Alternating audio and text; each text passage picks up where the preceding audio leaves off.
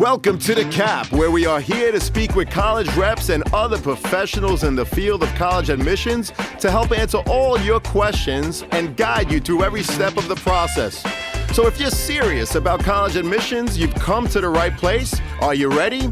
Let's talk about it. And now, here's your host, Dr. John Durante. Welcome to The Cap, the College Admissions Process Podcast. I am your host, John Durante, and I am here to introduce you to college admissions representatives and other professionals in the field of college admissions. Our purpose is to serve you, the students and parents, so that you may gain insight straight from the people who ultimately make the decisions. Regardless of whether you will apply to a particular school being highlighted, you should listen to all of the episodes, as each guest will give you tremendous insight and advice on every aspect of the college admissions process, prompting you to come up with your own follow-up questions for when you visit campus or meet with a college admissions representative yourself. Lastly, if you have any questions you'd like me to cover on future episodes or any comments you'd like to share, please email me at collegeadmissionstalk@gmail.com. And don't forget to visit our website at www.collegeadmissionstalk.com. So are you ready? Let's talk about it. Welcome to The Cap, the College Admissions Process Podcast. I am your host, John Durante, and it gives me great pleasure to introduce to you today Thomas Shea, who's the Associate Director of Undergraduate Admissions at New York Tech, also known as NYIT. Thomas, how are you? Thank you so much for being here today. Hey, John, it's great to be here. I appreciate you, having me on. And I'm looking forward to having a great discussion. We are as well, Thomas. Thank you so much. So, Thomas, why don't you start by telling us about yourself? How long have you been an admissions counselor, and how did you end up in such a position? Yeah, absolutely. So, I always think about this and I say to myself, I smile just because it's not one of those stories where, I started out in high school and said I always want to be in college admissions. It kind of was a situation of circumstances. So, directly out of college, I had worked in kind of the catering services industry. And after a couple years of that, I was ready to make a change. And, I had a couple friends who were working in higher ed, and I just so happened to be lucky enough to have a connection with New York Tech. I took a chance, and now I'm happy to say it's been 5 years in the field, and I've enjoyed every moment of it. Well, that's fantastic because I know they're lucky to have you, and we're lucky to have you on the podcast episode today. So, Thomas, let's get right to it. Why don't you tell us, what is it about New York Tech that makes it so appealing for so many students to want to apply and ultimately attend? Absolutely. So for me, New York Tech is such a wonderful place because of the culture that's built there and just the end goals that we have for our students in mind. We're a very career oriented, hands on focused school. So, what does that mean exactly? It means what we're doing is all built to help our students create the skill set they need to then transition to have a successful career down the road. We've become incredibly good at what we do, and the faculty and the facilities that we have in place provide that exposure and kind of experience that not a lot of students are able to get elsewhere. And we really have a kind of culture, once again, where it's a do, make, innovate. That's one of our mottos, where we're providing students with the tools, and then they have the ability to really go outside the box and put those tools to use for their ideas, because the students are the most creative and they're the future. So we really want to provide them with those abilities. And really, I think the small to medium sized nature of the school is tremendous for, once again, the exposure, opportunities to ask questions, and really get to know the faculty. And then we're really proud to say we're one of the most diverse schools in the country. So no matter, where you look, we have great representation from around the world, and it just makes for a better learning environment.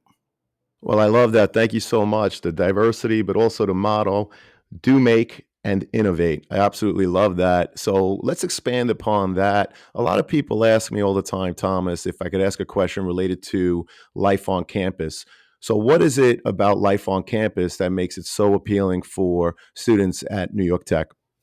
Yeah, absolutely. And I mean, that's such a big part of it. Obviously, you're going to college, the focus is on how am I going to, do well in the classroom, but there's so much to learn outside of the classroom as well, and to grow as a student and a person. So for us, I think what makes us really unique is we have very career oriented clubs. We also have a lot of very unique identity, cultural based clubs that not a lot of other schools offer, that we're very proud of. And also, once again, the nature of our school being a smaller to medium sized school, it's easy to make an impact and have your voice heard. So if you're coming in and you don't see a club that you want to create or you think, would serve the student body, you're able to work with Student Life and other students to have it created.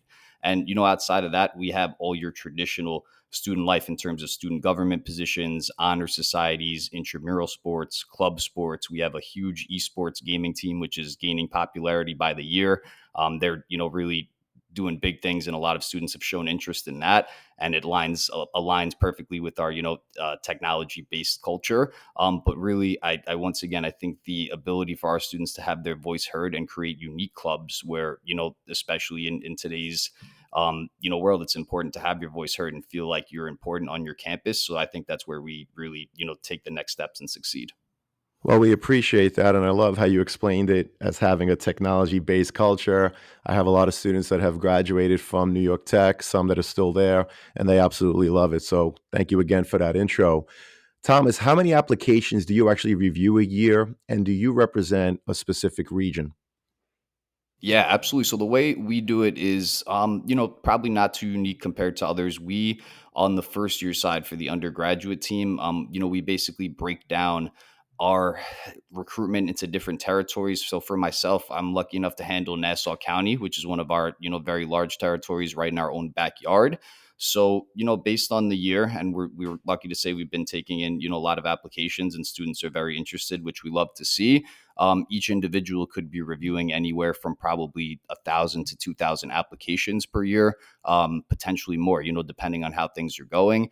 And we also, because we're not, an enormous team, we will read outside of our territories also. So, we get focus in our territories, but we also pitch in and help for outside territories as well.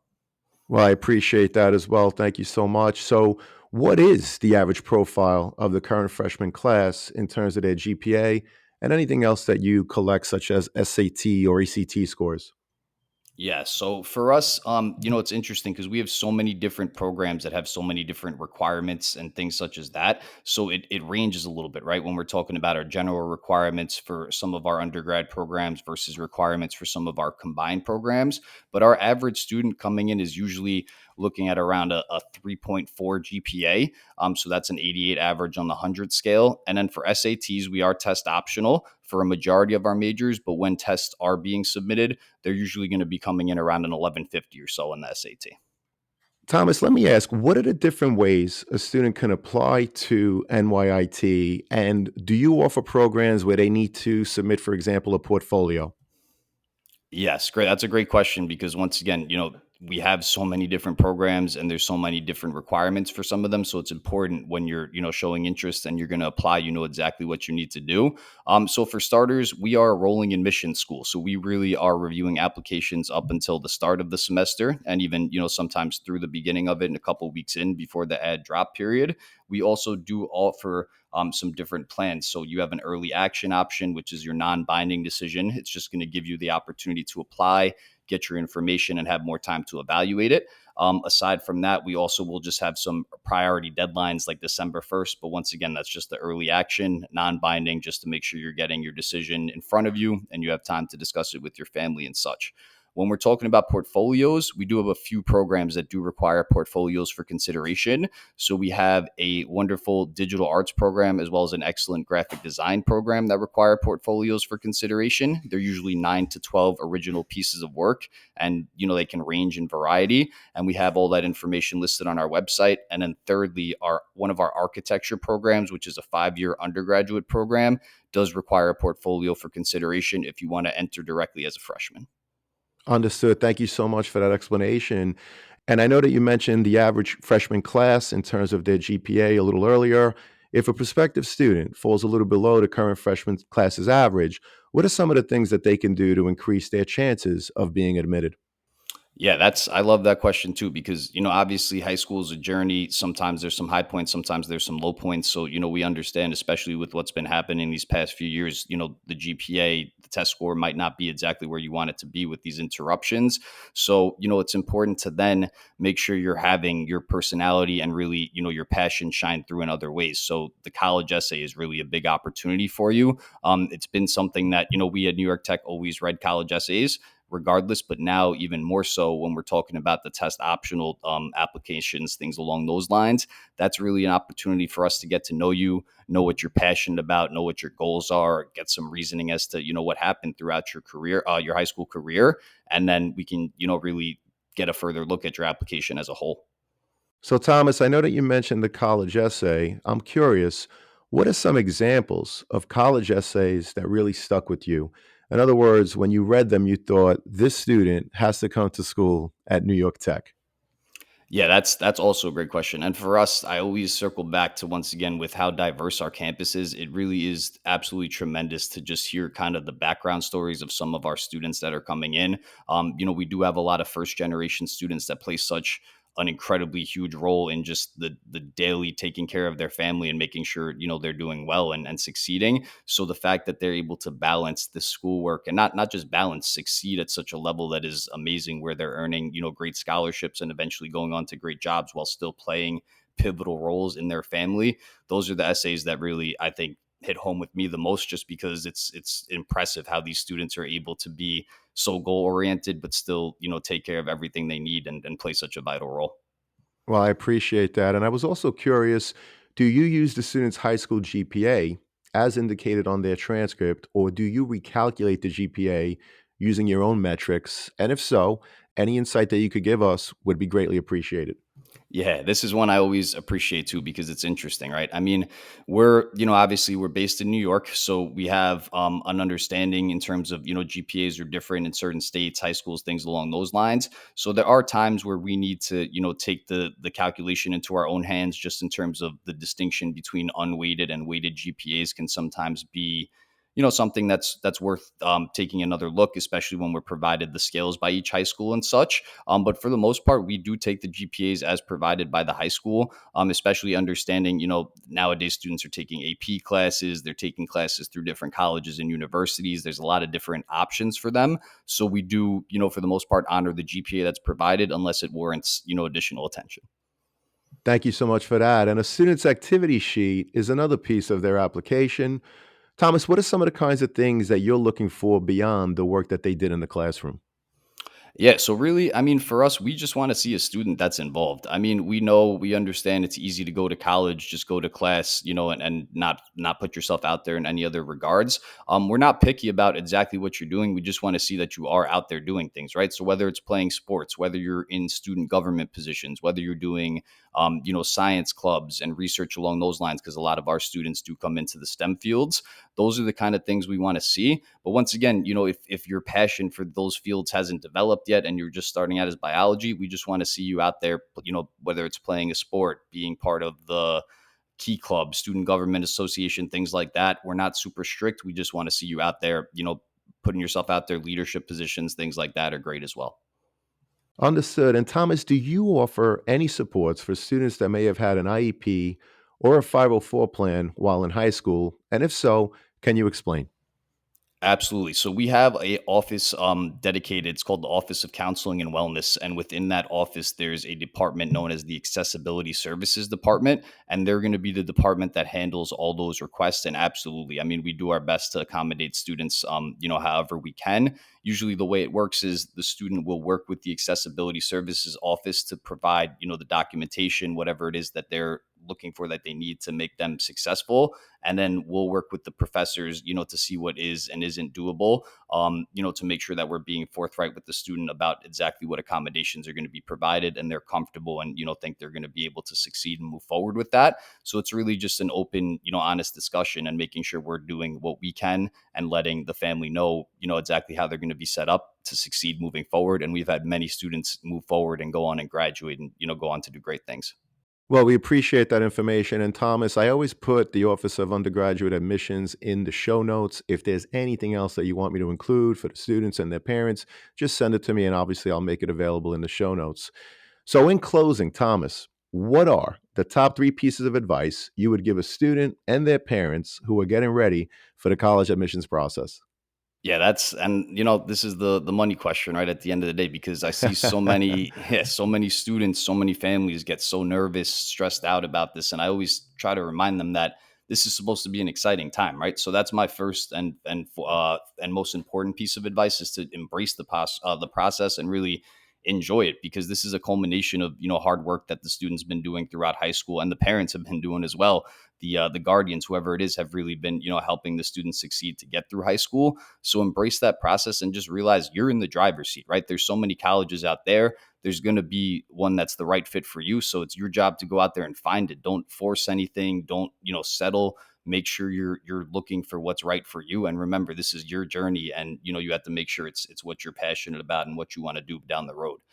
Secondly, ask questions. That's really critical. I mean, obviously, this is what our entire offices at different schools are dedicated to, is helping you understand what the process is about, what you're gonna be signing up for, your what you're going to have access to, all those different things, amenities when you go to college. So make sure that you're asking questions about anything that's on your mind. There's no bad questions. And you want to get as much information as possible. And then thirdly, I would really just say, don't stress, right? Because once again, this is a culmination of hard work, and it's not about where you start, it's about where you end. So I see so many times students get so down on themselves if they don't get into the dream school, or whatever it is, the school that they've put a lot of pressure on themselves. Don't do that. Really, once again, there's so many opportunities out there. You're going to find something that's right for you, that's going to get you on the path to succeed and ultimately end up where you want to be. So just really, once again, enjoy the process. Don't stress, ask questions, and just get as much information as you can before making that decision and commitment. Well, those are great pieces of advice, Thomas. I really appreciate your time and your insight today, because I know it's going to help a lot of students and their parents. Thank you so much, and I hope to have you back again soon, Thomas. Absolutely, John. Thank you. And once again, I appreciate you having me. And this was a great time. Our pleasure. Thank you again, Thomas. Take care.